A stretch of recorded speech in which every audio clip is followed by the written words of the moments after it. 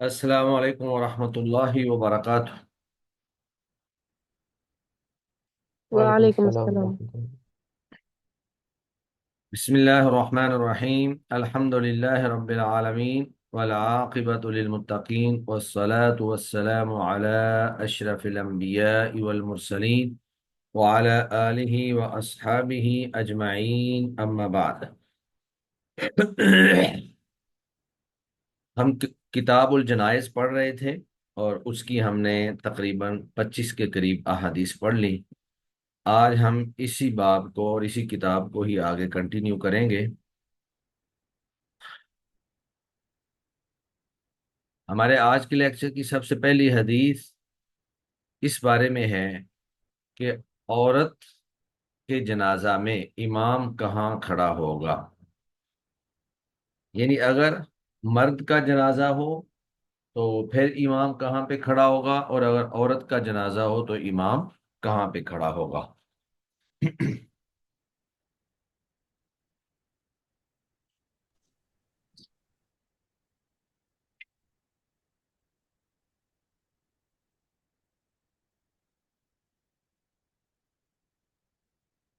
तो मैयत अगर औरत है तो उसके दरमियान में,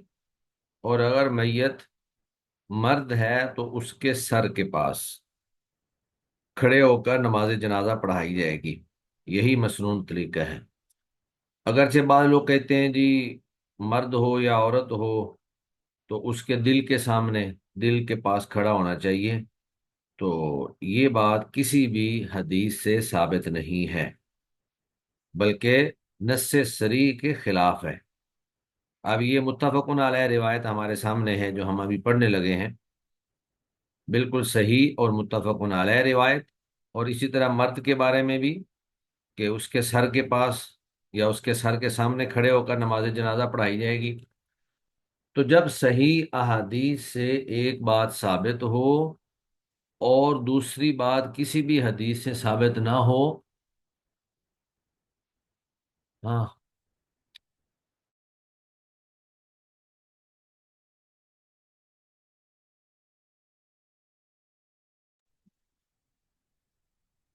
और दूसरी बात किसी भी हदीस से साबित ना हो,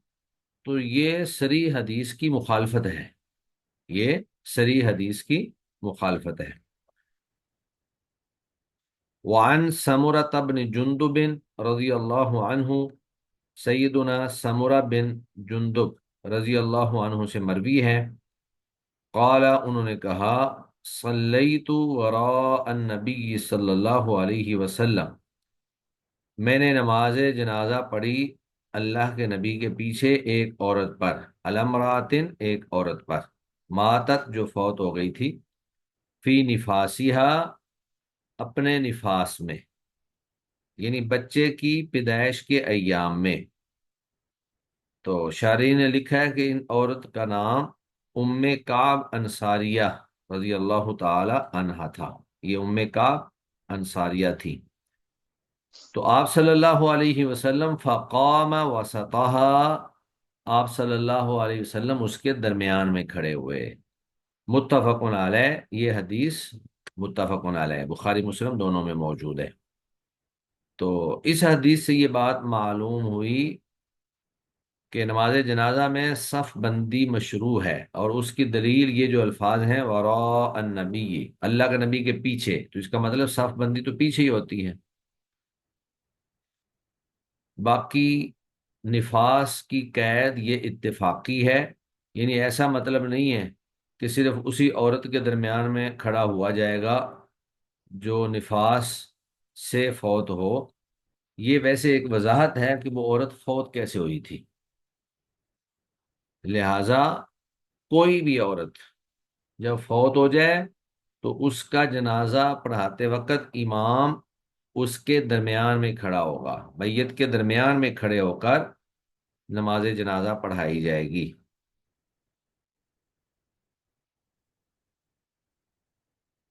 और इससे ये भी मालूम हुआ कि हालत निफास से, यानी बच्चे की वलादत के वक्त फौत होने वाली औरत की नमाज जनाजा पढ़ाई जाएगी। صرف میدان جہاد میں شہید ہونے والوں کی نماز جنازہ جو ہے وہ ضروری نہیں ہے، باقی کوئی جل کر فوت ہو جائے یا غرق ہو جانے سے فوت ہو جائے یا گر کر یا دب کر یا حالت نفاس میں، جس حالت میں کوئی فوت ہو اس کی نماز جنازہ پڑھائی جائے گی۔ اس سے اگلی حدیث میں اس بات کی طرف اشارہ ہے کہ نماز جنازہ مسجد میں ادا کرنا جائز ہے، مسجد میں بھی نماز جنازہ ادا کی جا سکتی ہے۔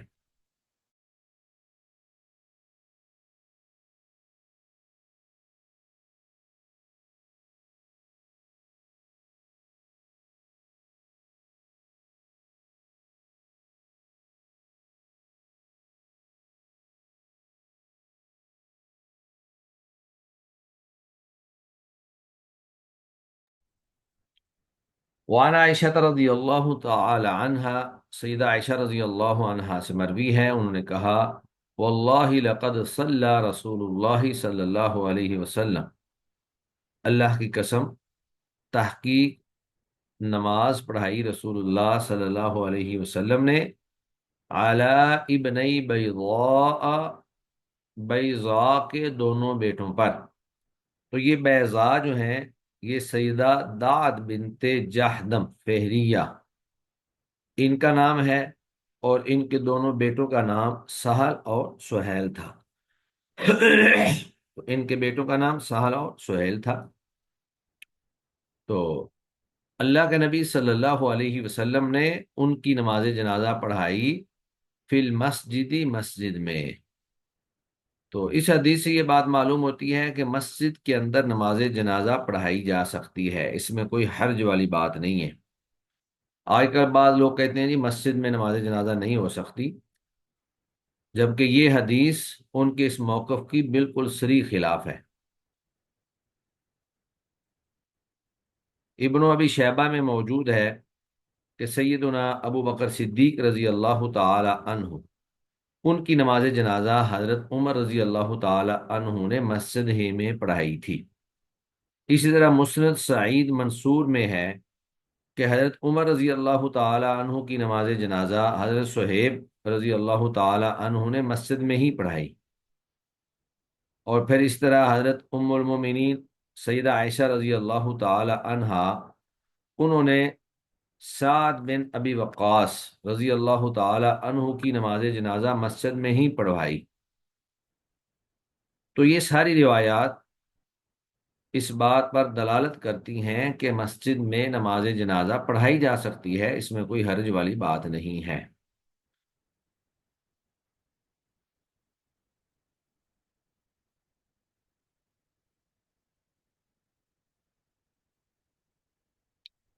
اور اس حدیث سے یہ بھی معلوم ہوا کہ جہاں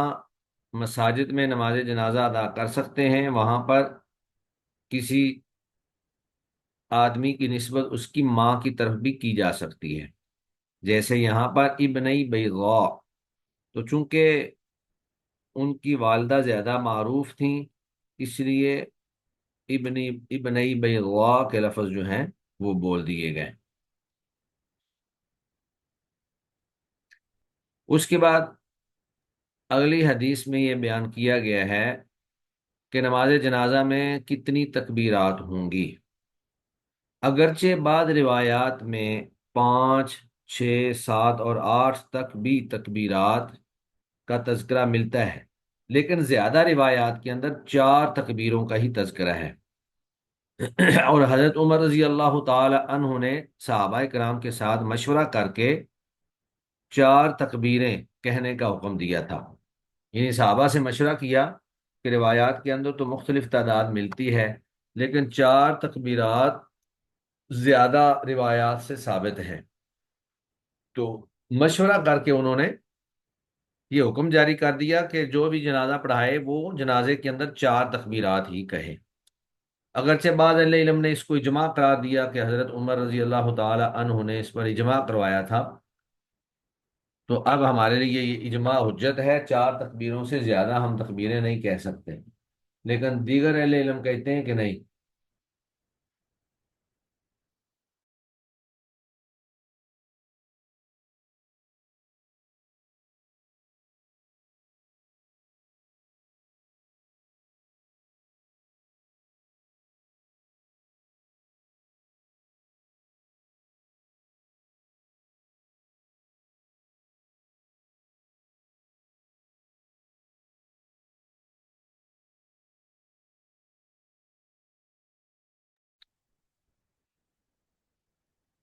تو بعض اہل علم کہتے ہیں کہ حضرت عمر رضی اللہ تعالی عنہ کا یہ عمل جو ہے یہ اجماع ہے،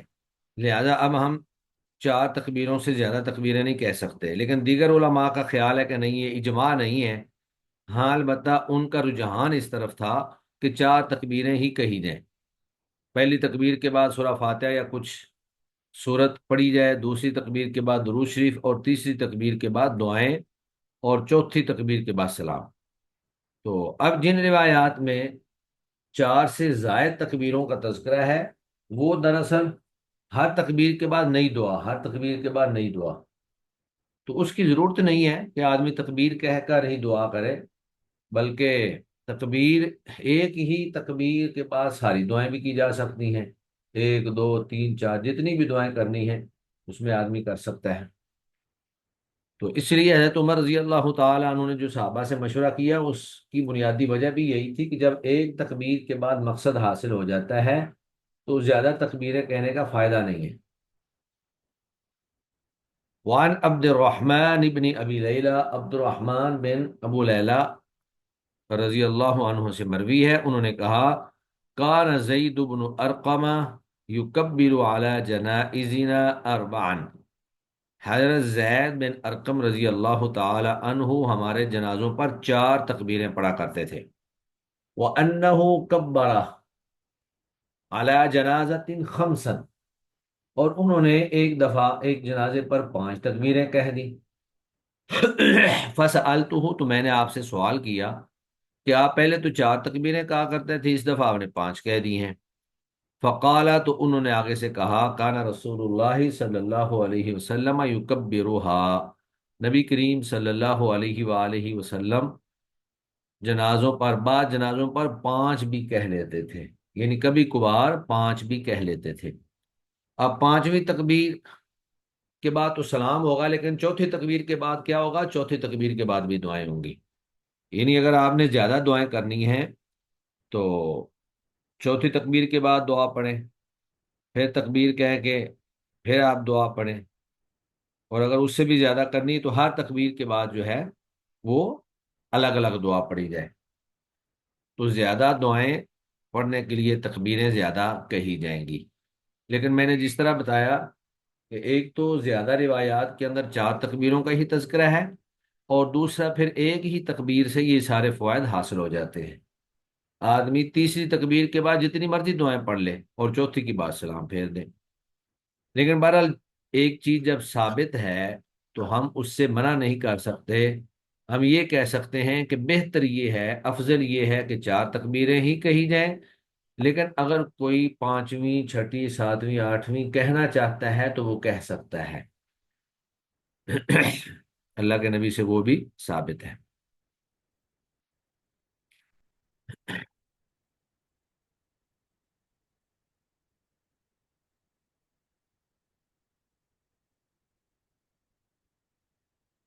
اس کے بعد پھر حضرت علی رضی اللہ تعالی عنہ، ان کا عمل جو ہے وہ موجود ہے کہ انہوں نے حضرت سہل بن حنیف، ان کے جنازے پر چھ تکبیریں کہیں، اور اس کی ایک وجہ بیان کی کہ یہ بدری صحابی ہیں، یعنی وہ صحابی ہیں جنہوں نے جنگ بدر میں حصہ لیا۔ تو اب اس حدیث کو بنیاد بنا کر بعض اہل علم کہتے ہیں کہ عموماً تو چار تکبیریں کہنی چاہیے، لیکن اگر کوئی شخص بزرگی میں، شرف میں بلند مقام والا ہو تو اس کے لیے زیادہ بھی کہی جا سکتی ہیں۔ وعن علی رضی اللہ عنہ، سیدنا علی رضی اللہ تعالی عنہ سے مروی ہے انہ کبر علی سہل بن حنیف، کہ انہوں نے تکبیریں کہیں سہل بن حنیف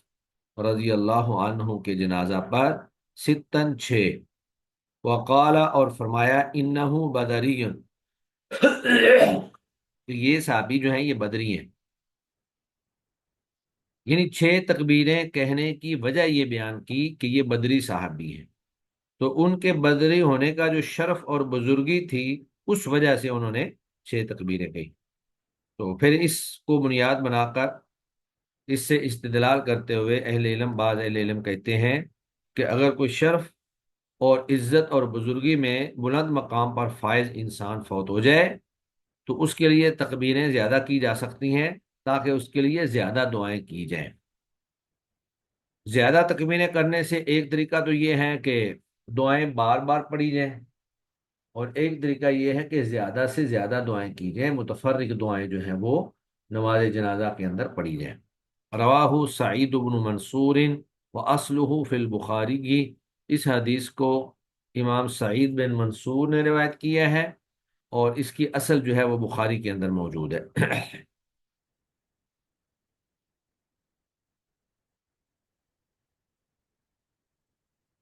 تو یہاں پر دو چیزیں لکھی ہوئی ہیں، ایک یہ ہے کہ یہاں بدری ہونے کے دو مفہوم ہیں۔ ایک مفہوم یہ ہے کہ حضرت علی رضی اللہ تعالی عنہ نے اپنے اجتہاد سے حضرت سہل کے بدری ہونے کی وجہ سے ان کی نماز جنازہ میں 6 تکبیریں پڑھی۔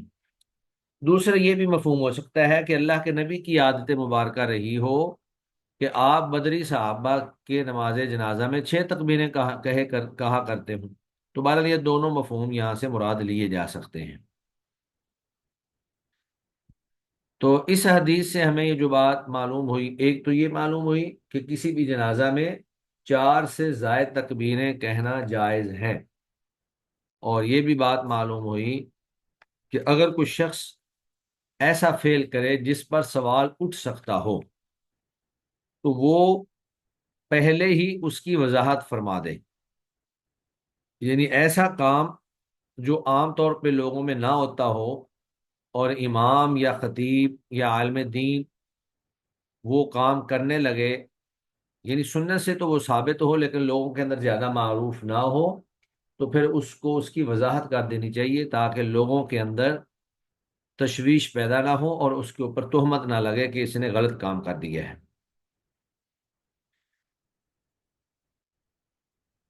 اس کے بعد آگے احادیث سے یہ بات ثابت ہوتی ہے کہ نماز جنازہ میں سورہ فاتحہ پڑھنا یہ بھی مسنون ہے، یہ بھی ثابت ہے۔ اب بعض لوگ کہتے ہیں کہ نہیں جی، نماز جنازہ تو صرف دعاؤں پر مشتمل ہوتی ہے تو سورۃ فاتحہ اس میں نہیں پڑھنی چاہیے، اور اگر ان سے کہا جائے کہ سورۃ فاتحہ ثابت ہے تو وہ اس کی تعویل کرتے ہیں کہ سورہ فاتحہ بطور دعا کے پڑھی گئی ہیں۔ حالانکہ یہ ایسی تعویل کرنے کی ضرورت نہیں ہے، جب اللہ کے نبی صلی اللہ علیہ وسلم سے سورہ فاتحہ پڑھنا ثابت ہے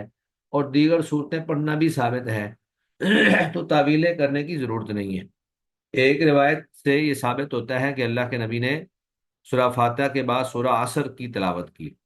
تو اب سورہ عصر تو ساری ایسی ہے کہ اس کے اندر دعا کا ایک لفظ بھی نہیں ہے، تو لہذا اس طرح کی تعویلیں کرنا حدیث کے مقابلے میں یہ درست طرز عمل نہیں ہے۔ وعن جابر رضی اللہ عنہ، سیدنا جابر رضی اللہ عنہ سے مروی ہے، انہوں نے کہا کان رسول اللہ صلی اللہ علیہ وسلم، تھے رسول اللہ صلی اللہ علیہ وسلم، یکبر علی جنائزنا اربعا،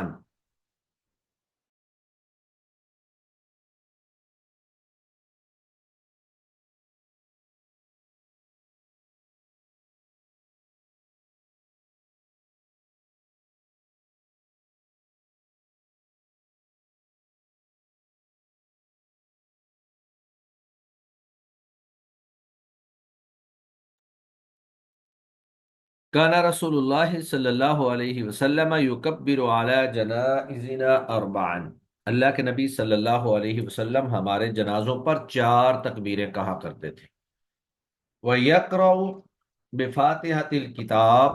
فِي التَّكْبِيرَةِ الْأُولَى، اور پہلی تکبیر میں یعنی پہلی تکبیر کے بعد آپ سورۃ الفاتحہ پڑھتے تھے۔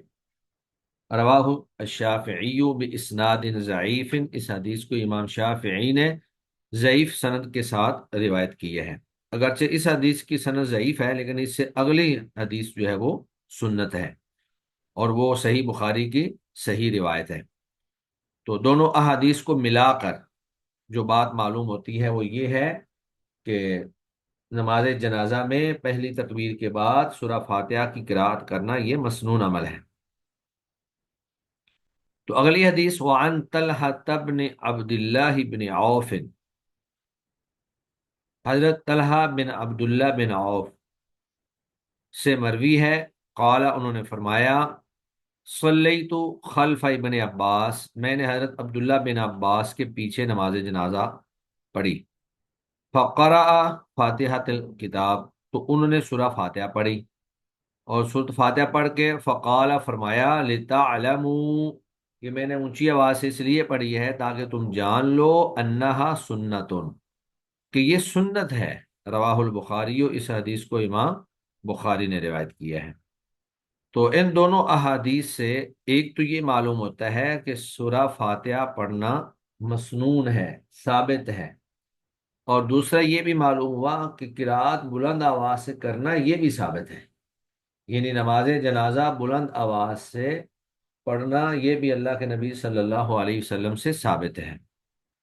اگرچہ دونوں طرح کی روایات موجود ہیں کہ آپ نے قرات بلند آواز سے کرنی ہے یا آہستہ آواز سے کرنی ہے۔ تو آج کے دور میں جب لوگوں کو دعائیں یاد نہیں ہیں تو افضل یہی ہے، بہتر یہ ہے کہ بلند آواز سے قرات کی جائے تاکہ امام صاحب دعائیں کریں اور پیچھے لوگ جو ہیں اس پر آمین کہیں، کیونکہ سب لوگوں کو دعائیں یاد نہیں ہیں۔ ہاں البتہ اگر سب لوگوں کو دعائیں یاد ہوں تو آہستہ آواز سے بھی نماز جنازہ پڑھایا جا سکتا ہے، یعنی وہ بھی بعض روایات سے ثابت ہے۔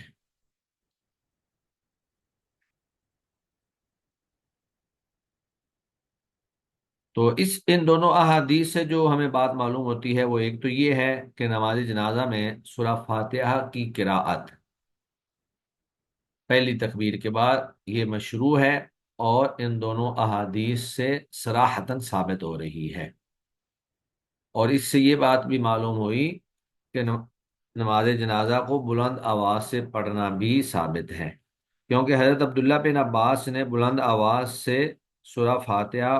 پڑھی تھی، تو بعد میں کہا نا کہ یہ میں نے اس لیے کیا ہے تاکہ تمہیں معلوم ہو جائے کہ یہ بھی سنت ہے۔ نماز جنازہ کے اندر اللہ کے نبی صلی اللہ علیہ وسلم جو دعائیں پڑھا کرتے تھے ان میں سے ایک دو دعاؤں کا یہاں پر تذکرہ موجود ہے۔ ان میں سے پہلی دعا اس حدیث کے اندر بیان کی گئی ہے، وعن عوف بن مالک رضی اللہ عنہ، سیدنا عوف بن مالک رضی اللہ عنہ سے مروی ہے، قال انہوں نے کہا، صلی رسول اللہ صلی اللہ علیہ وسلم، نماز پڑھائی رسول اللہ صلی اللہ علیہ وسلم نے اعلی جنازت، ایک جنازے پر، فحفظت من دعائه، تو میں نے آپ کی دعا یاد کر لی، فحفظت من دعائه، تو میں نے آپ کی دعا یہ یاد کر لی۔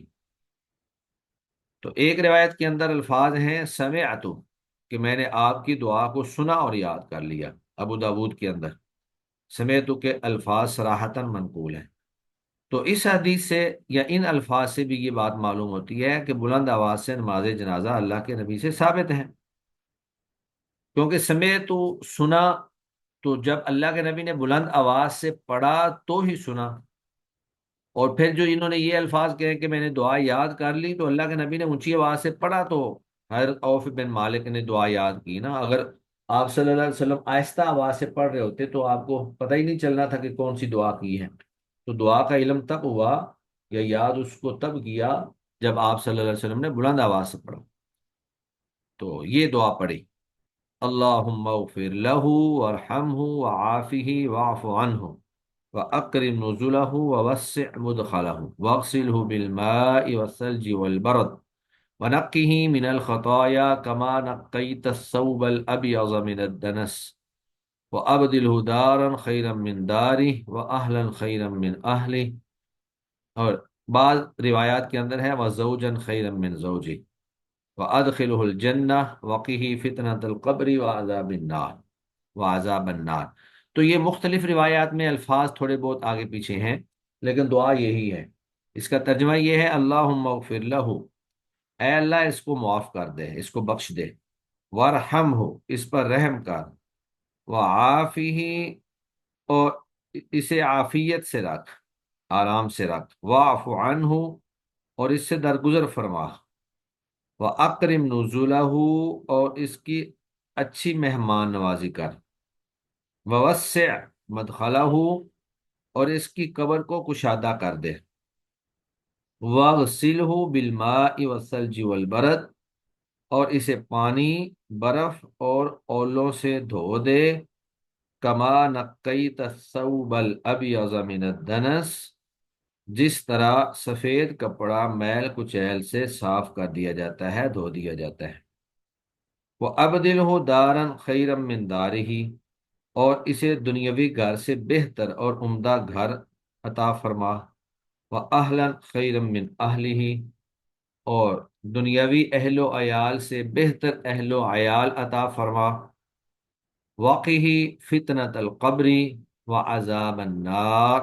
اور اسے قبر کے فتنے سے، قبر کی آزمائش سے اور دوزخ کے عذاب سے محفوظ فرما۔ تو اللہ کے نبی صلی اللہ علیہ وآلہ وسلم نے یہ دعا پڑھی۔ تو اس دعا کے اندر میت کی بخشش، اس کے اوپر رحم، گناہوں کی معافی، اور اسی طرح بہترین گھر، بہترین اہل و عیال، بہترین بیوی، اور جنت کا داخلہ، عذاب قبر اور عذاب نار سے حفاظت کی دعا ہے۔ تو یہ ایک بہت ہی جامع معنی دعا ہے، شاندار دعا ہے۔ ایک تو اللہ کے نبی صلی اللہ علیہ وسلم یہ دعا پڑھا کرتے تھے، اور اسی طرح ایک دوسری دعا جو اس سے اگلی روایت میں ہم ابھی پڑھتے ہیں وہ بھی اللہ کے نبی پڑھا کرتے تھے، اور دیگر بھی کئی ایک دعائیں چھوٹی چھوٹی جو ہیں وہ مختلف روایات میں ملتی ہیں۔ تو یہ ساری دعائیں جو ہیں،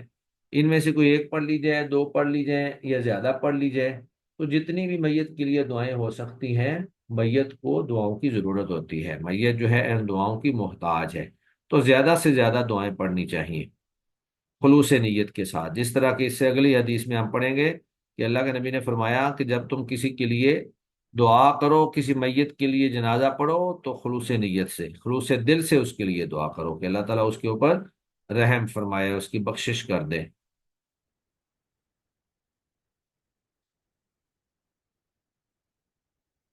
اب بلند آواز سے نماز جنازہ پڑھنی ہے یا آہستہ آواز سے، تو میں نے آپ کو بتایا کہ یہ دونوں دونوں طرح سے ہی جائز ہے۔ بعض کہتے ہیں جی اگر رات کا وقت ہو تو بلند آواز سے پڑھ لی جائے، دن کا وقت ہو تو آہستہ آواز سے پڑھ لی جائے، تو اس طرح مختلف اقوال موجود ہیں۔ لیکن جس طرح میں نے پہلے بھی کہا کہ چونکہ بہت سارے لوگوں کو جنازہ کی دعائیں یاد نہیں ہوتی، اس لیے بہتر یہ ہے کہ بلند آواز سے پڑھی جائے، تاکہ جو لوگ دعائیں جن کو یاد نہیں ہیں وہ آمین کہہ کر دعا کے اندر شامل ہو جائیں۔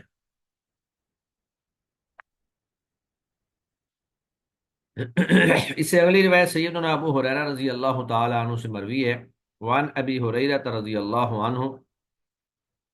ابو ہریرہ رضی اللہ عنہ سے مروی ہے، قال، انہوں نے کہا، کان رسول اللہ صلی اللہ علیہ وسلم، نبی کریم صلی اللہ علیہ وآلہ وسلم تھے، اذا صلی علی جنازۃ، جب کسی جنازے پر نماز جنازہ پڑھتے، یقول، تو آپ یہ کہتے، آپ یہ دعا پڑھتے، اللہم اغفر لحینا ومیتنا وشاہدنا وغائبنا وصغیرنا وکبیرنا وذکرنا وانسانا، اللہم من احییتہ منا فاحیہ علی الاسلام ومن توفیتہ منا فتوفہ علی الایمان، اللہم لا تحرمنا اجرہ ولا تذلنا بعدہ، اور بعض روایات میں ہے ولا تفتنا بعدہ۔ اس کا ترجمہ ہے اللہم اغفر لحینا، اے اللہ ہمارے زندوں کو بھی معاف کر دے۔ تو یہ دعا دیکھیں، اس میں پہلے زندوں کے لیے دعا ہے، پھر مردوں کے لیے دعا ہے۔ تو بخشش کے ہم سب ہی محتاج ہیں، زندہ بھی اور مردہ بھی۔ اگر میت کے اوپر دعا کر رہے ہوتے ہیں تو اس کے ساتھ ساتھ زندوں کے لیے بھی دعا کر رہے ہوتے ہیں، کیونکہ ہم نے بھی ایک نہ ایک دن اللہ کے پاس جانا ہے۔ سب کی باریاں لگی ہوئی ہیں، ہر بندہ اپنی لائن میں لگا ہوا ہے، جب اس کی باری آئے گی تو وہ اس دنیا سے اللہ کے پاس چلا جائے گا۔ اللہم اغفر لحینا، اے اللہ ہمارے زندوں کو بخش دے، ومیتنا، ہمارے مردوں کو بخش دے، وشاہدنا، ہمارے حاضر لوگوں کو بخش دے، یعنی جو یہاں موجود ہیں، وغائبنا، ہمارے غائب لوگوں کو بخش دے،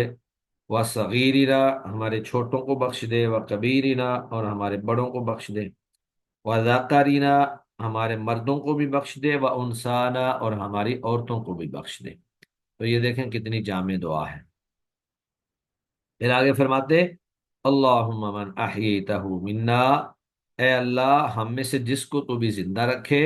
فاحیہ علی الاسلام، تو اسے اسلام پر زندہ رکھنا، ومن توفیتہ منا، اور جس کو تو ہم میں سے فوت کر لے، فتوفہ علی الایمان، تو اسے ایمان پر فوت کرنا، یعنی اگر اللہ زندگی دے تو اسلام والے، اور اگر اللہ موت دے تو ایمان والے، اس کی دعا کرتے رہنا چاہیے۔ اللہم لا تحرمنا اجرہ، اے اللہ لا تحرمنا اجرہ، تو ہمیں اس کے اجر سے محروم نہ رکھنا، یعنی اس کی فوتگی پر ہمیں جو غم پہنچا ہے اس کے اجر سے ہمیں محروم نہ کرنا، ہمیں وہ اجر عطا فرمانا۔ ولا تضلنا بعدہ، اور اس کے جانے کے بعد ہمیں آزمائش میں نہ ڈالنا، یا ہمیں گمراہ نہ کرنا، یعنی ایسا نہ ہو کہ اس کی موت کی وجہ سے ہم گمراہی میں پڑ جائیں یا ہم فتنے میں پڑ جائیں۔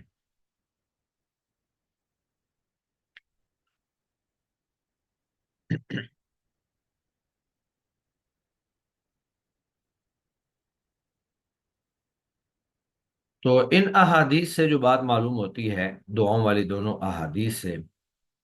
کہ میت کے لیے زیادہ سے زیادہ دعائیں مانگنی چاہیے، اور اس میں ایک تو اجر زیادہ ہے، اور دوسرا دعا کے اندر تضرع، عاجزی اور انکساری زیادہ سے زیادہ ہونی چاہیے۔ اور اس دعا سے یہ بھی معلوم ہوا کہ نفع نقصان کا مالک صرف اللہ کی ذات ہے، اللہ کے سوا کسی کے پاس نفع نقصان کا اختیار نہیں ہے۔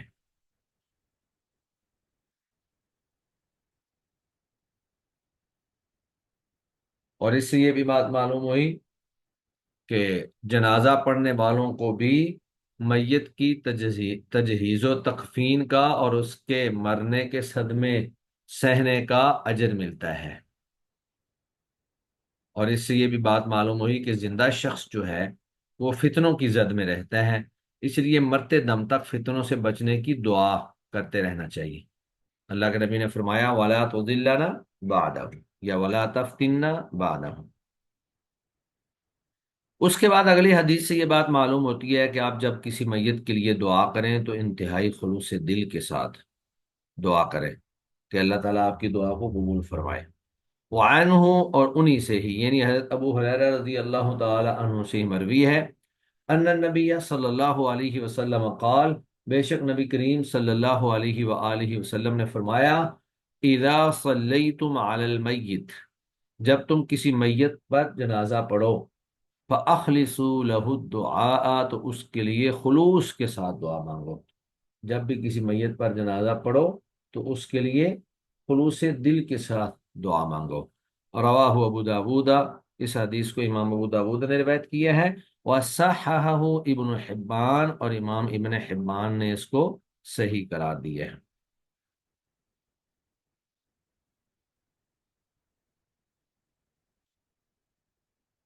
اس کے علاوہ جب کوئی شخص فوت ہو جائے تو اس کو جلد از جلد دفن کر دینا چاہیے، یعنی بغیر کسی عذر کے، بغیر کسی مجبوری کے اس کی تدفین کو لیٹ نہیں کرنا چاہیے۔ تو سیدنا ابو ہریرہ رضی اللہ تعالی عنہ سے مروی ہے، وان ابی ہریرہ رضی اللہ عنہ عن النبی صلی اللہ علیہ وسلم قال، وہ اللہ کے نبی سے روایت کرتے ہیں کہ آپ صلی اللہ علیہ وسلم نے فرمایا، اسرعوا بالجنازہ، جنازہ کو جلدی لے چلو، یعنی جب کسی میت کو غسل دے دیا جائے، اس کو کفن پہنا دیا جائے، تو اس کو جنازہ کو جلدی جلدی قبرستان لے چلو، پھر بلا وجہ اس کو تاخیر نہ کرو، اس کو لیٹ نہ کرو۔ اس کی وجہ کیا ہے؟ فَإِن تَكُ صَالِحَةً، بس اگر تو وہ نیک روح تھی، وہ میت نیک تھی، فَخَيْرٌ، پس بہترین جگہ ہے وہ قبر، تُقَدِّمُونَهَا إِلَيْهِ، جس کی طرف تم اس کو لے کے جا رہے ہو، یعنی وہ فوت ہونے والا اور میت جو ہے اگر تو نیک آدمی تھا یا نیک روح تھی، مرد ہو یا عورت، تو نیک آدمی کے لیے قبر جو ہے وہ ایک بہترین جگہ ہے، کیونکہ اللہ تعالیٰ قبر کو تا حد نکاح وسیع کر دیں گے، جنت کی طرف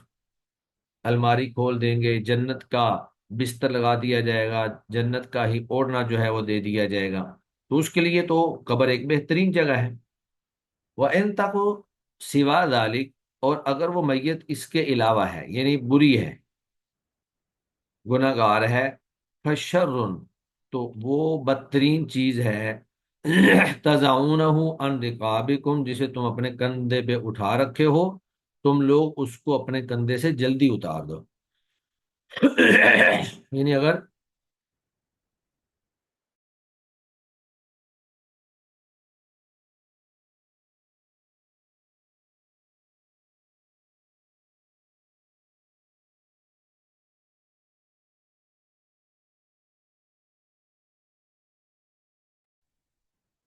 اگر وہ میت نیک نہیں ہے، بری ہے، تو پھر اس کو جلدی جلدی اپنے کندھوں سے اتار دو، تم نے ایک ایسی چیز کو اپنے کندھوں پہ اٹھایا ہوا ہے جو کہ اچھی نہیں ہے۔ تو دونوں حالتوں میں ہی، میت نیک ہو یا بری ہو، دونوں حالتوں میں ہی تم جلد از جلد اس کو دفن کر دو، بلا وجہ اس کو لیٹ نہ کرو۔ نیک ہوگی تو اس کا قبر میں جانا اچھا ہوگا، اور اگر وہ بری ہوگی تو پھر بھی اس کو جلد از جلد قبر کے سپرد کر دینا تمہارے لیے اچھا ہوگا۔ اب اس کے بعد نبی کریم صلی اللہ علیہ وآلہ وسلم نے نماز جنازہ میں شریک ہونے والوں کے لیے اجر و ثواب بیان کیے ہیں، کہ نماز جنازہ میں شریک ہونا اس کا بھی اجر ہے، اور پھر تدفین تک، قبر تک جانا، اس کا دوہرا اجر ہے۔ اور یہ ایک مسلمان کا حق ہے، جس طرح کہ ایک حدیث کے اندر اللہ کے نبی نے مسلمان کے حق بیان فرمائے ہیں، کہ مسلمان کے مسلمان پر 6 حق ہیں، ان میں سے ایک یہ بھی ہے، واتباع الجنائز اذا ماتا، کہ جب وہ فوت ہو جائے تو اس کے نماز جنازہ کے پیچھے چلنا، اس کے نماز جنازہ کے ساتھ جانا۔ تو یہ ایک مسلمان کا دوسرے مسلمان پر حق ہے کہ وہ اس کی نماز جنازہ پڑھے، اور اگر وہ اس کو قبر تک، تدفین تک جو ہے ساتھ جاتا ہے، تو اس کے لیے دوہرا اجر ہے۔ وعنہ، اور حضرت ابو ہریرہ سے ہی روایت ہے، انہوں نے کہا رسول اللہ صلی اللہ علیہ وسلم نے فرمایا، من شہید الجنازہ، جو شخص نماز جنازہ میں شریک ہوگا، حتیٰ یصلی علیہا، حتیٰ کہ اس پر نماز جنازہ پڑھ دی جائے، فالہ قیرات، تو اس کے لیے ایک قیرات ثواب ہے۔ ومن شہیدہ حتیٰ تدفنا، اور جو اس میں حاضر ہوا حتیٰ کہ اس کی تدفین کر دی گئی، فلاح قیراتان، تو اس کے لیے 2 قیرات ثواب ہے۔ کیلا، پوچھا گیا اللہ کے نبی سے، ومل قیراتان، یا رسول اللہ قیرات کتنا بڑا ہوتا ہے؟ قالا، تو آپ نے فرمایا، مثل الجبلین العظیمین، 2 بڑے پہاڑوں کی مانند، قیرات یعنی 2 قیرات 2 بڑے پہاڑوں کی مانند، تو ایک قیرات ایک بڑے پہاڑ جتنا ثواب، اور 2 قیرات 2 بڑے پہاڑوں جتنا ثواب۔ اور آگے کی روایت آ رہی ہے جس میں آپ نے فرمایا کہ احد پہاڑ کی مانند، جتنا بڑا احد پہاڑ ہے اتنا اجر جو ہے یہ ایک قیرات ہے، اور اگر کوئی شخص تدفین تک ساتھ رہتا ہے تو اس کے لیے 2 اجر ہے، یعنی 2 قیرات اس کے لیے اجر ہے۔ متفق علیہ، یہ حدیث متفق علیہ ہے۔ یہ ہماری میٹنگ ختم ہونے لگی ہے، میں ابھی آپ کو دوبارہ لنک بھیجتا ہوں، بلکہ آپ کا یہی لنک جو ہے اسی پہ ہی آپ دوبارہ جوائن کر سکتے ہیں۔